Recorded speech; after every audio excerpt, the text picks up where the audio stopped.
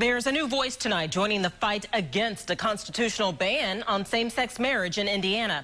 And the group may surprise you. Some religious leaders today announced their public opposition to the amendment. Our TV6 reporter Derek Thomas has more. The Interfaith Coalition Against Non-Discrimination authored this letter against HJR-6. The group represents 300 faith leaders across the state. Religious leaders from Icon and from Freedom, Indiana, packed the stage located on the north atrium of the Indiana Statehouse. They represent many denominations, but their message was the same.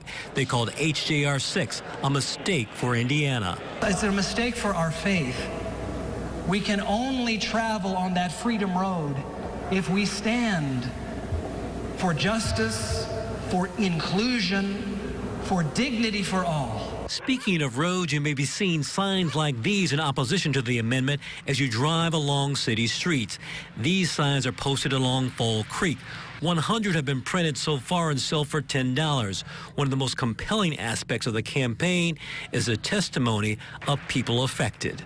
As a pastor who happens to be gay, it would hurt my family, my partner and my 9-year-old, and it would hurt a lot of families. And I just think that as a person of faith, we have to oppose it. On the other hand, the Indiana Family Institute staunchly supports the idea to permanently alter the Constitution to define marriage as a union between a man and a woman. If we don't address this issue in 2014, the courts and political activists are going to define what marriage is in Indiana, and we think that people should define that.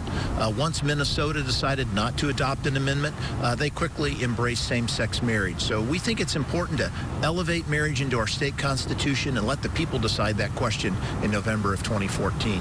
Passions are high on both sides of this topic. There will be many more speeches and many more rallies before this issue is decided. Derek Thomas, RTV6.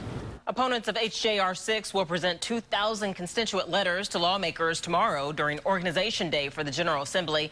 They have also made 25,000 phone calls to Hoosiers asking them to call their legislators to oppose HJR-6.